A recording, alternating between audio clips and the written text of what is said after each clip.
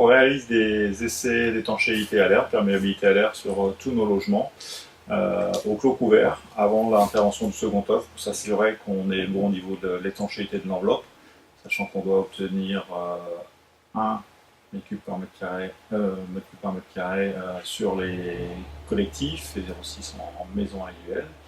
Un deuxième test sera fait par un organisme officiel qui certifiera le résultat en fin de chantier.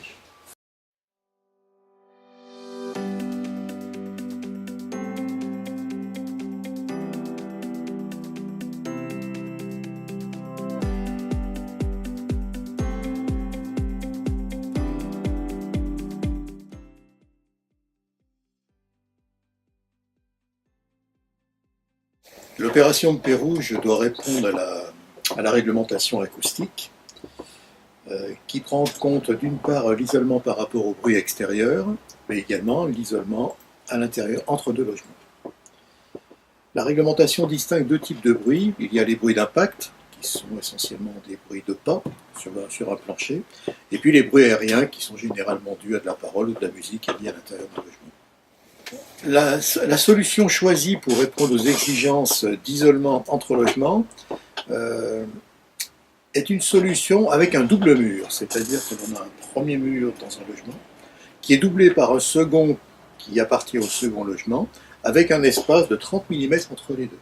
Les deux murs sont donc totalement indépendants et les ondes sonores qui vont provoquer une vibration sur le premier mur ne pourront pas se propager sur le second mur, permettant un bon isolement entre les deux logements. Pour atténuer les bruits d'impact au niveau du plancher, c'est une chape sèche qui a été mise en partie supérieure du plancher. C'est un dispositif qui est composé de deux plaques qui s'emboîtent les unes dans les autres et qui sont montées sur un résilient. Cela amène donc de la masse et permet de diminuer les basses fréquences au niveau du bruit. Et puis en sous-face du plancher, on trouve les deux plaques de plâtre qui sont pendues au plancher, ce qui permet d'amenuiser plutôt les fréquences hautes au niveau du son. Donc, je suis Damien Hainaut, société Calais Consult, acousticien.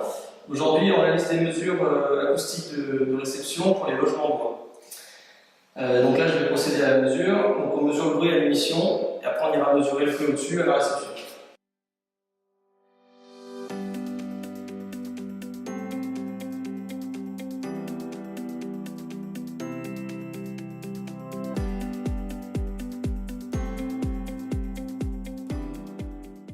Donc là, nous sommes passés à l'étage supérieur, on va mesurer le bruit à la réception.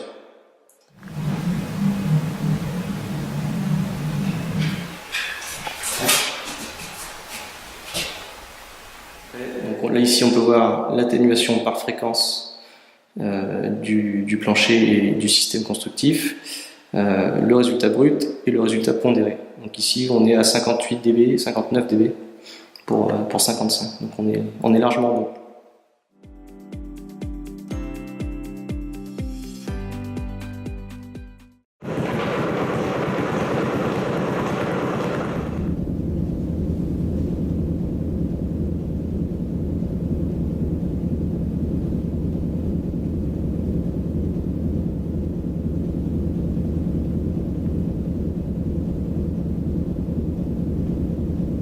Donc là on est sur le module bruit d'impact. Donc vous avez le niveau L, donc c'est le niveau à la réception dû à la machine à choc qui fonctionne au-dessus. Toujours le T de réverbération et le bruit de fond. Donc là on a le résultat donc par fréquence et le résultat obtenu. Donc ici on a 51 pour 58.